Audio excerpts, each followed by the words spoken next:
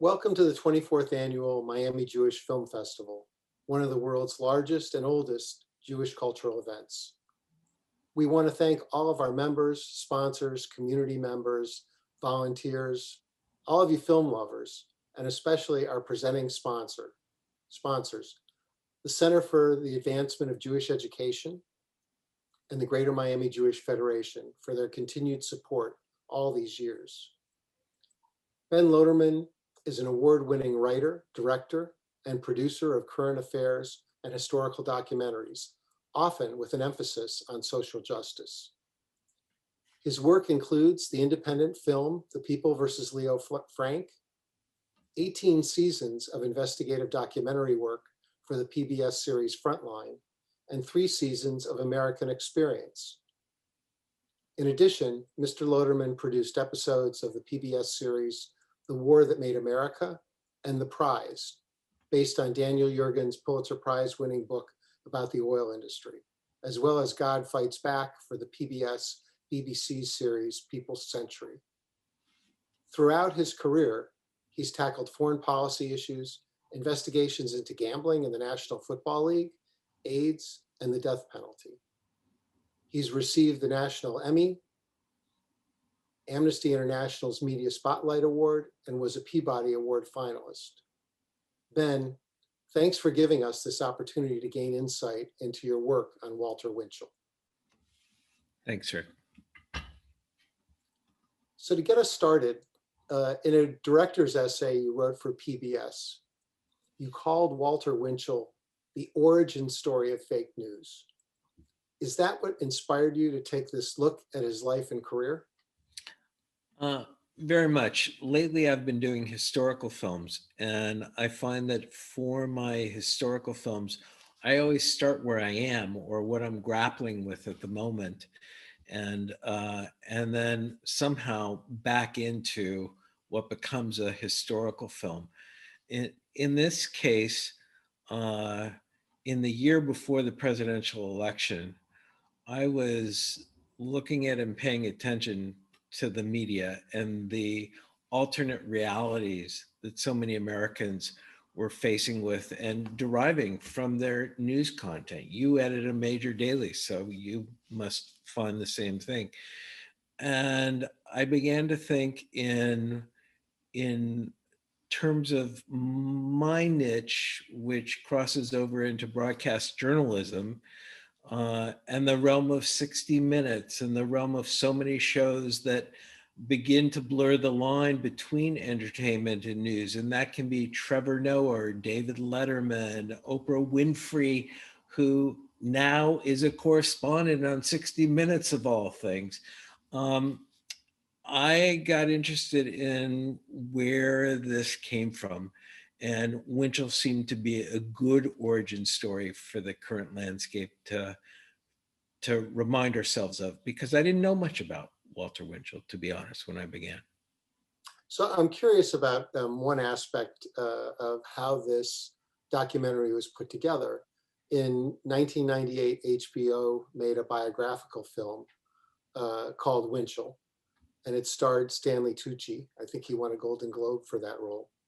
How did you end up bringing Tucci back as Winchell for the readings of his work in the documentary? It sounds funny as a documentary maker, but one of the things I've done is I've become very admiring of actors' work and their research and the work they go through to do their work. So, for example, many years ago, I did a film that was basically a film biography of Lee Harvey Oswald, the assassin of President John F. Kennedy. And Gary Oldman had played Oswald in Oliver Stone's film, JFK. And so he had that accent down, he had that mannerism down. And so in my film, a documentary, we had Gary Oldman voice and read the letters and words of Lee Harvey Oswald. So I had some experience in that, and had actually had a first lunch with someone in the film, and I realize you've now just seen the film. So it's Jim Klurfeld, whose father was Winchell's ghostwriter, and I met him on Cape Cod, and Jim. It was the first interview I had when doing research for this film, and Jim's told me this wonderful story about taking his dad, Herman Klurfeld, out to uh, California to see them filming with Stanley Tucci and the man who was playing his father, a young, balding actor called Paul Giamatti, who very few people had heard of, a wonderful actor and well-known actor now. And because the HBO film you mentioned was based on Herman Klurfeld's book about having been Winchell's ghostwriter and then his biography of Winchell. And Jim just told me about how his dad walked onto the set and thought he heard Winchell talking, actually. I mean, he was mistaken. His father was in his late 80s at that point. And then he stumbled into this young man playing him, okay, who was Paul Giamatti as Herman Klurfeld. And Herman Klurfeld looked at him and said, "Herman?" And Giamatti looked back at him and said, "Herman?" And it was just such a wonderful affinity and relationship that made me realize that Tucci had more involved with his family, with his story, than just having had a role. That it made me reach out to him. I did. There were some logistics involved. He's got young children. He lives in London. And because of the pandemic, he doesn't travel. So if you want Stanley Tucci, you go to him. But I almost felt afterward, I thought he did a terrific job. And I kind of pulled a con job on him because I said, we just want you to voice the part. Oh, and by the way, we have these little digital cameras now. We're just going to take a shot of your mouth or something in case we need it. And of course, there's quite a bit of Tucci in the film. And I realized afterward, Tucci said at one point, he says in a line, and it's in the film, you've all seen it, that he's talking about a couple that got divorced. He said, "Oh, they've been renovated." And I thought to myself, my kids who are, around 30, they're not going to understand the reference to Reno, Nevada, and what that used to mean for getting divorced. So I said, "Stanley, let's do it once as renovated. It'll just." He said, "All right, you're the director if you want, but I'll tell you, Winchell said renovated, and I'd rather say renovated." At which point I said, "Mr. Tucci, whatever you want." So it's renovated in the film. I have to say that talk about someone being in the role. If I had not known he was in the documentary, I would not have recognized him as Stanley Tucci. Well, it's funny you say that because Tom Doherty, who is one of our interviews in the film, he's a major film scholar and teaches at Brandeis University, and obviously writes film criticism, and knows that. He wrote me a note after the scholars who were interviews in the film were sent an early copy to see and give notes. And he said, "Whoever you got to do Winchell was terrific." And I said, He was. I said, "Tommy, you jerking my chain? That's Stanley Tucci." He said, "Oh." So for me, it worked perfect as a documentary. And you can imagine as a newsman too, Rick, that sometimes when you bring in talent to voice or reenact or try to convey or channel really some sense of what is a nonfiction story, what you don't want to do is draw too much attention to the star power, the artifice, or whatever that's about. So we didn't really shoot Tucci in a way where you knew exactly who he was, or there's no makeup or anything on Tucci. He's not playing Walter Winchell. He's trying to do what, as a director of a documentary, I wanted, which I wanted him to channel or voice the spirit as well as the words of Walter Winchell. And for that, I think he did a great job. It certainly worked. Ben, in this work, you identify Winchell as a trailblazer, as you alluded to before, in several ways. One being the blending of news and entertainment and celebrity. And in the beginning of the documentary, as people saw, there are clips from Tucker Carlson and Sean Hannity and Rachel Maddow and others. And in reviews, there are references to Perez Hilton and TMZ.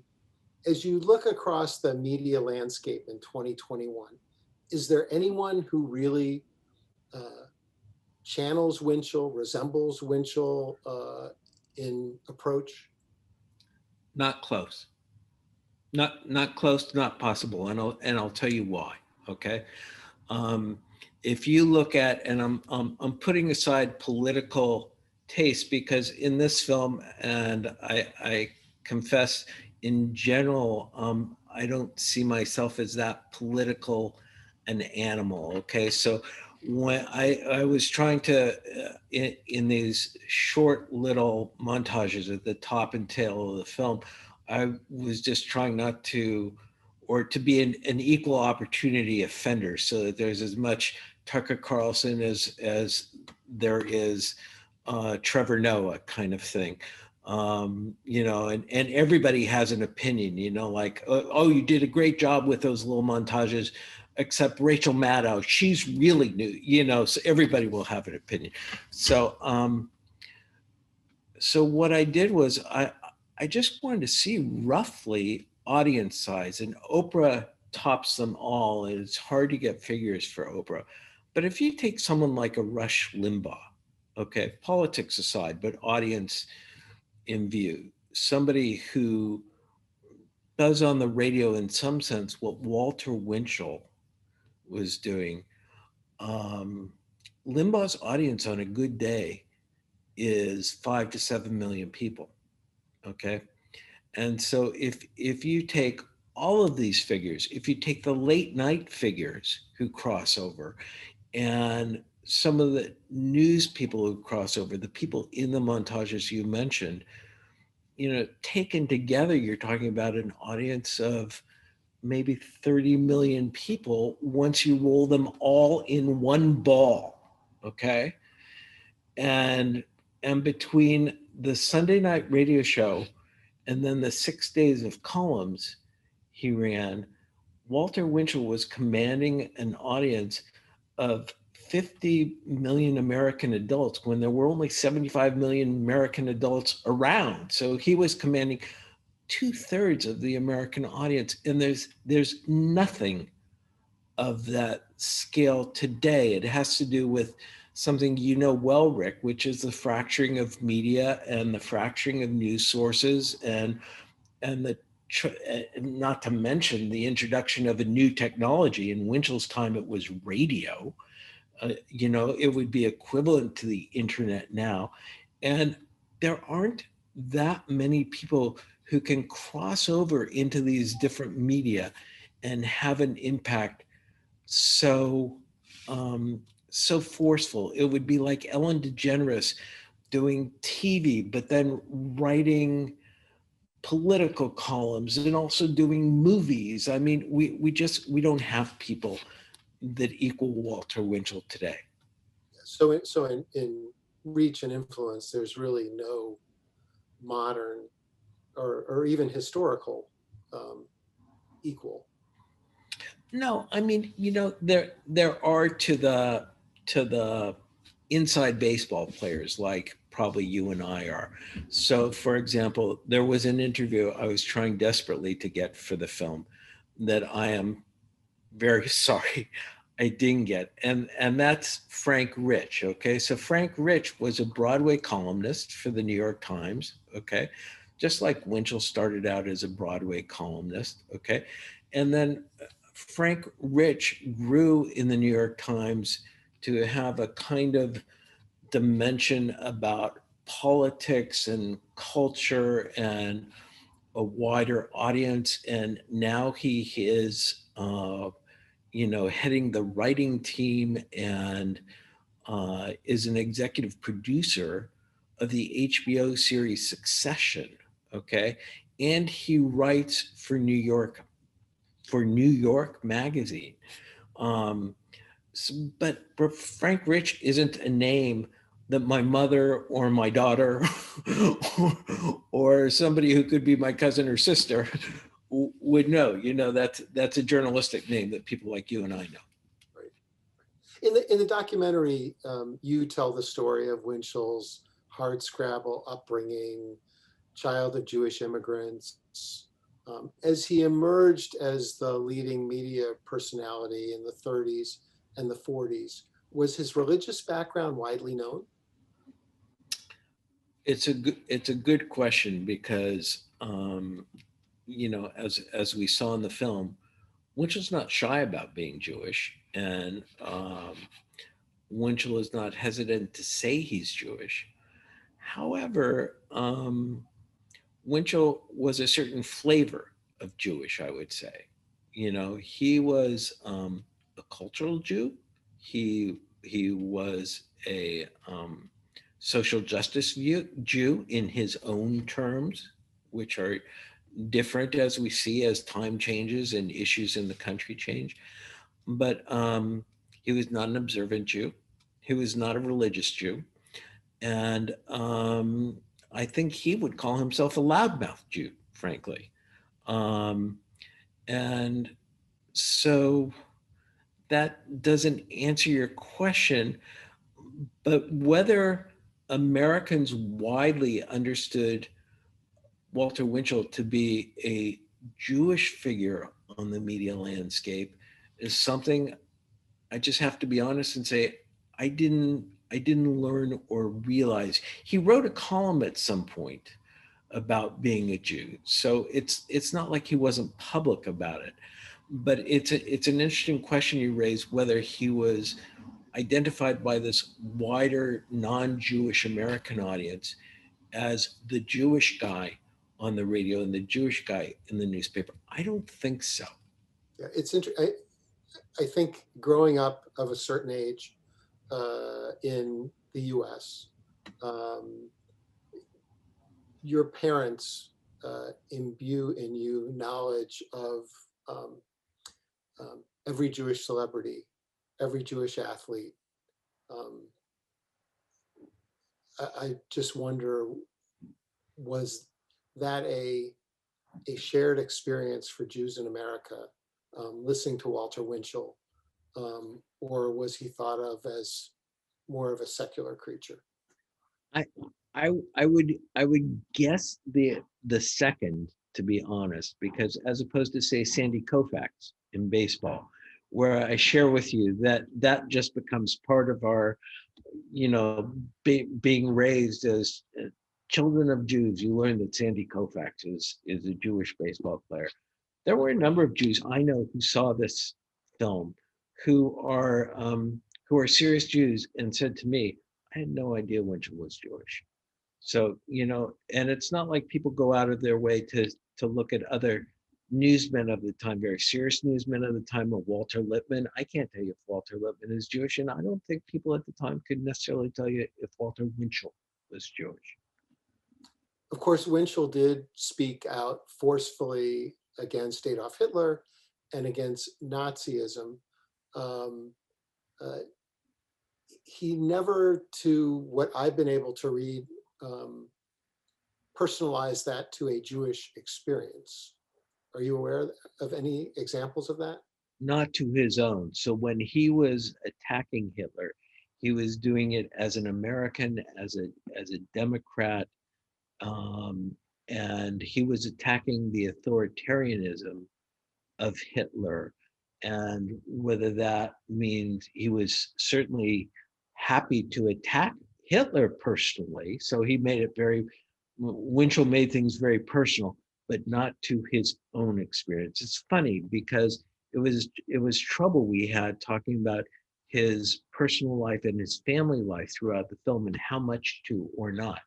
But it was hard to think of a guy who made his whole life out of trading secrets and publishing secrets about people, that he really wanted on some level, beside the fact when he was in control, when he could, use his wife's uh, table conversation at breakfast to his advantage in the column, uh, wanted to keep his own affairs, his own infidelities, his own indiscretions fairly private. And because he was in the business, he got a pass most of the time.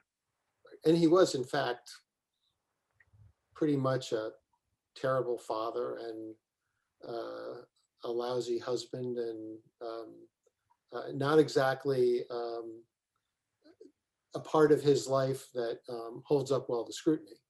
No, it's funny, Neil Gabler, who wrote Winchell's biography, when I first approached him about using the biography and asking for his help in doing the story, um, said to me, no, nobody's going to want, no, you're never going to get money for this. Yeah, I mean, nobody wants to see this.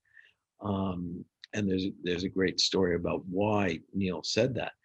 But as I said, I think in a first interview like this that I was totally unprepared for, they said, well, why Winchell? I said, well, it's American Masters. And I don't think they've done a master schmuck on the series yet. So maybe that's right. So let's talk a little bit about Winchell's transformation from the 30s to the 40s and the 50s. How does a man who adored FDR and sang the praises of the New Deal become this ardent follower of Senator Joe McCarthy's witch hunt against communists in government? It's a good question. It's a question I don't know the answer to or pretend to. So I always have to remind people I'm talking to at this point, I'm not a historian. And I'm a filmmaker, and my job is to go speak to historians and try to draw a picture of this person. So uh, um, a couple things come into play. One is we do what is for a historical documentary, a little kind of break in the chronology, which is very early in the film. We cut to a shot of Winchell as an older guy sitting in front of a camera. And with Stanley Tucci voicing his words, he says, as an older man from his autobiography he wrote, looking back on his life, I knew what I didn't want to be. I didn't want to be cold. I didn't want to be anonymous. I didn't want to be homeless. I didn't want to be this and that. All the things that he felt he learned from his father, who he considered a failure. So very early on, I think we tell you why Winchell is able to go from somebody like FDR to somebody like McCarthy, because it's all about Winchell. He does not want to be anonymous. If he finds a coattail to ride by chance, and that's what happened with FDR.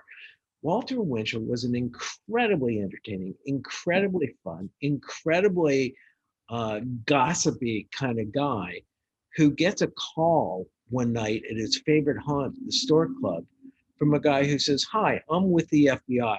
The president would like to meet with you in the morning. Can you catch the 3:20 out of Penn Station and get here for a 9 a.m. meeting? Winchell doesn't know what to do with that. The guy owns one suit. He has to call his dry cleaner and get him to get the suit out of the dry cleaning late at night so he can catch the 3:20 a.m. plane. But imagine, I mean, to be a talk show host, and I mean, let's say Matt Drudge, and I'm just pulling a name out of thin air, but Matt Drudge is not the best known, most followed person in his niche of the business. But imagine getting a call from the president saying, I'd like to meet with you. Imagine being Sean Hannity or any of these people. and saying, I'd like you to be my kitchen cabinet. Well, to people who, are like flies to the candle about power, um, this was to Winchell, this was like a gift from God or something. This new president who he may not have voted for or may not have known about, you know, calls him and says, and he goes down there and cocky Jew that he is, he says, "Morning, Mr. President, what can I do for you?" And FDR basically looks at him and says, "Mr. Winchell, I'd like your audience." Okay. And what I tried to do, Rick, is look desperately for any documentation that showed Roosevelt and Winchell talking about fireside chats. And there is none. Okay. But if you talk about somebody who bypasses the usual media bars, the gatekeepers, the press conferences, to talk to his audience directly. And what someone like FDR could learn from someone like Winchell, and the power and the access that a guy like Winchell could have if he was on the right side of Roosevelt. And the documentation is that Roosevelt goes out and, when they say goodbye after about 8 minutes, Roosevelt says, "Walter, if there's anything that comes up, you call me." Okay.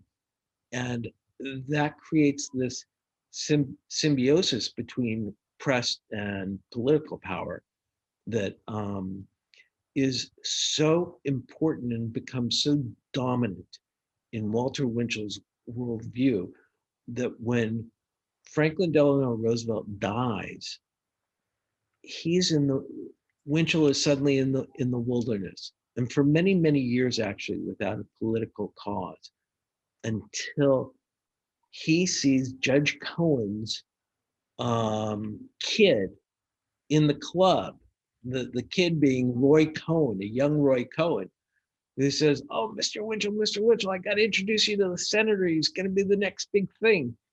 And that's how Walter Winchell and McCarthy come together. So one of the things that is so interesting to me as a journalist in looking at Winchell, there'll be a little series of questions, I guess, attached to this, is there's been, in the internet age, and in a time when many mainstream media institutions economically have struggled. In journalism schools, young reporters are told, you've got to create your own brand. You've got to create your own brand in the work you do and how you present yourself on social media, etc. And Winchell, of course, you look back, you talk about someone who created their own brand, perhaps like no one else ever. Did he understand what he was doing as he rose up from the guy who wrote the one-sheeter about the vaudeville troupe he was in to essentially buying his way into the column in the Daily Graphic and on and on and on, from columnist to columnist and radio guy and etc.? I don't think so. I mean, to be honest, I think what Winchell had, and we can all talk about what it has to do with his upbringing and of being the children of Jewish immigrants, and whether that whether there's a kind of entrepreneurial spirit that somehow comes with the genes or not. But Winchell was a risk taker, and Winchell was confident in himself. So when he's offered what he sees as his first real newspaper job, okay, not with the vaudeville paper that's part of the house organ for the trade, but what he considered a real newspaper, he said, "Okay, you pay people $50. How about you pay me 25 and I'll pay me 25 and we'll see if this works." Okay. And of course, within a very short time, they have doubled and then soon after triple his salary. It was the same thing with this idea of syndication. I mean, you talk about now in the internet age, there is something, and I'm just blanking on the name. Maybe you know the name. What is this? Where journalists publish their own stuff and you subscribe to it? Like Medium or something like that. Medium, and there's another one, not subtext, but there's one of them. Uh, Uh, I forget. So journalists are now going out and getting subscribers. They're leaving a paper like the Miami Herald, and going out and, I can subscribe to a certain journalist if I want. That wasn't the case when Walter Winchell was writing a Broadway column in New York. Okay. But William Randolph Hearst, okay, um, changed the newspaper business from the business standpoint, okay, so that he began collecting newspapers, and he started with maybe 8, and soon there were 18, and there soon Hearst felt he had more newspapers than he had good content to fill them with, okay. So nobody quite knew how to deal with this. It's kind of like the internet coming on, and every newspaper now has to have a podcast. And well, is that free content, or are we asking people to subscribe and pay for that? And so they thought, and the Hearst papers thought, that it's kind of gossipy, it's kind of entertaining, but what that guy Walter Winchell does, I bet people in Iowa would, relate to that, or people in Chicago, or people in Texas. So it didn't matter whether you were in St. Louis or Galveston or Cincinnati, they gambled that you would read Walter Winchell talking about Broadway, but it was a gamble. Nobody quite knew. And Winchell, having this sort of risk taker gene in him, said, yeah, I'll gamble too. I mean, I don't know, 50-50. Give me half of whatever you get for that. And of course, he was one of the very first journalists whose syndication, the idea of printing his column in many, many, many papers, just shot off. And so did his earning power. So a subplot in the documentary for me as a journalist is this sort of building pile of ethical breaches committed by Winchell, the freebies, the lack of transparency, having a ghostwriter that no one ever really knew about. Is there a point in time when Winchell stopped writing the daily column and began to depend on Herman Klurfeld, other ghostwriters? The answer is yes. I mean, there is somebody named in the documentary, but not dwelt on. Okay, and he is. I'm going to get his name wrong because I'm on the spot now, and he is the husband of the NPR correspondent Mara Liasson, the great news reporter. Okay, and along with Herman Klurfeld, his father, and I'm just blanking on it, forgive me. His father was Winchell's conduit to the Roosevelt administration. Okay. So there was that connection. And at some point, and a turning point is really around the trial of the Lindbergh baby kidnapping. Okay. Winchell decides he wants to make his mark as a reporter. So that trial, and I believe it's 35, really marks a turning point where he says, hey, you guys, his couple of ghostwriters, you guys take care of the column. I am going to report the hell out of this thing. And I'm going to have dinner with J. Edgar Hoover behind the scenes and the DA. And he really wanted to be acknowledged for his chops as a reporter, as an investigator, and not be taken as unseriously as he thought he was being taken. It's interesting that we've now talked about two of his ghostwriters, and both of them had children who became very serious journalists, or family members that became very serious journalists. Jim Klurfeld, who you mentioned before, Herman's son, was an editorial page editor for Newsday, I believe. Yes, and part of a Pulitzer team there. And part of a Pulitzer team, and Mara Eliason at NPR, who's been an incredibly respected reporter for many years there. Were there any ethical boundaries that later in life Winchell stayed within? Like what? He'd be hard pressed. He'd be hard pressed. So I'm thinking like my character. It's like, what ethical boundary do you have in mind, particularly? Right.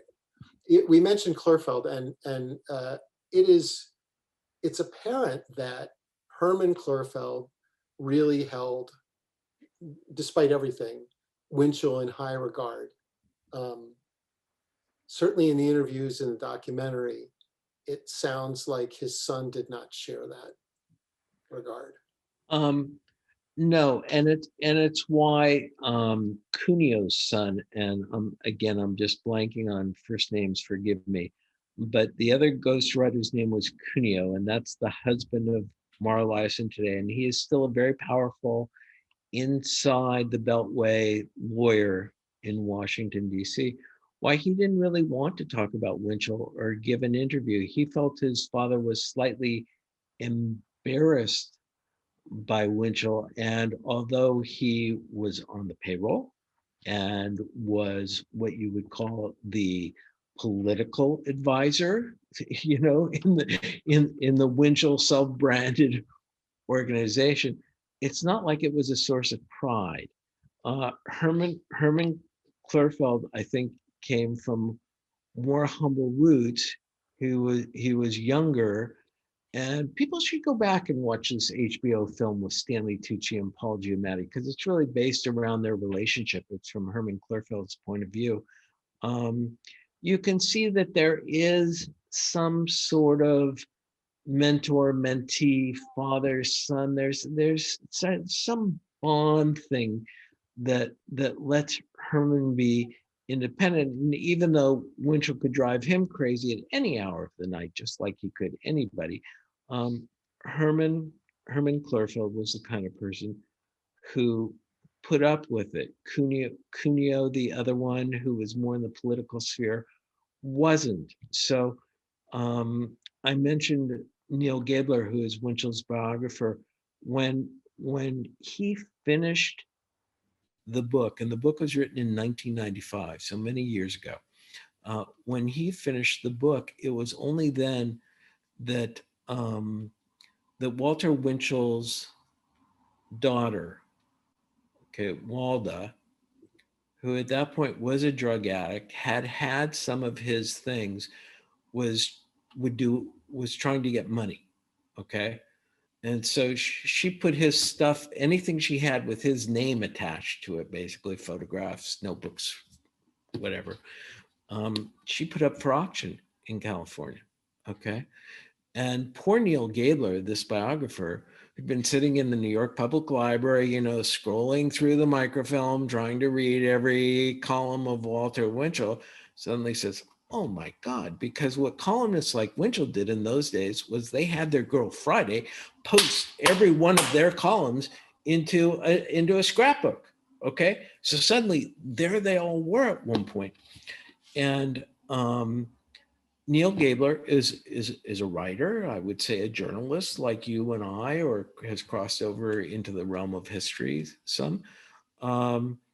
He did not have a ton of money to devote to this, and he bought what he thought was the most valuable stuff, which were the earliest scrapbooks of Walter Winchell columns. Okay, he went for the early stuff, and he took it straight to the Columbia Journalism School and said, I would like to donate. You know, would you like Walter Winchell's papers? And it's kind of like somebody today going and saying, would you like Rush Limbaugh's papers? Well, if you take Rush Limbaugh's papers to Columbia Journalism School, I bet you're going to get a fairly similar answer, which is no thanks. And then because the auction was held in California, Neil Gabler took them to the University of Southern California, which had a budding journalism, film, communications department, and said, I would like to donate these papers of Walter Winchell. And they said, terrific. And how much would you like to donate for us to accept them? Okay. So nobody wanted them. And in the end, Neil Gabler gave them to the only place he could think of where they wouldn't get thrown out, which is the theater collection of the New York Public Library. Okay. With one condition, just that when technology allowed, they would digitize them for access to scholars. So suddenly, not just the newspaper columns, but the radio scripts, which had not been kept by anybody, did not go to the National Archives, were not kept by NBC or any networks. Suddenly the scripts, the paperwork, his own scratch marks, and in the film, all those scratch marks you see when he turns a duck into a turkey or whatever he's buying for $2.50 for somebody, that's Walter Winchell's marginalia there you're seeing. So that's how we got access to it. And then the challenge as a documentary filmmaker is to say, how do we bring these things, which are, after all, just words, how do we bring them to life and imbue them with some meaning? And that's my job. So that's what we tried to do.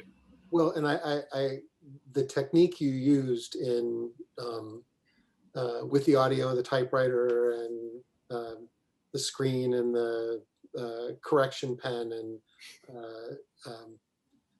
incredibly effective, along with the voice of Stanley Tucci. Really, as an editor who once actually edited in pencil, really brought the story home, at least to this one. So Ben, what caused this just megastar to flame out? Was it McCarthy, or his inability to translate his style to television? He had a run at that. It didn't go very well. I think the difference between Joseph McCarthy and Walter Winchell is worth noting, because we found that piece of film and we kind of zoom into it and, blow it up in as high resolution as we can. They were like peas in a pod. They were fellow travelers. But McCarthy took to television beautifully, especially in the beginning. There's that shot of the woman ironing at home, with the baby, and McCarthy on TV.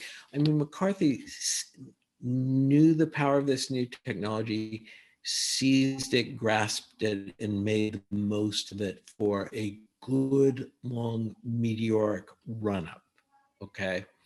Until in the course of much longer hearings, the course of hundreds of hours that were the first gavel to gavel televised hearings,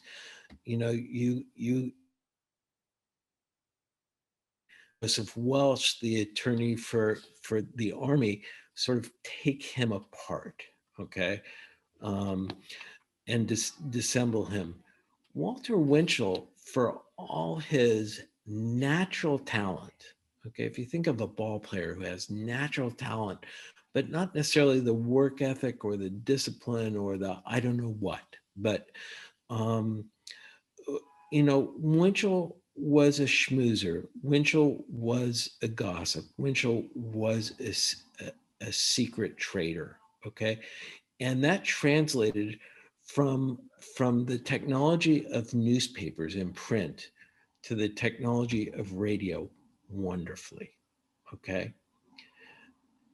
Walter Winchell, early in his career, and we don't have time for it in the film, I'm afraid to say, also made some forays into Hollywood and some little films, and he actually did quite well, thank you very much.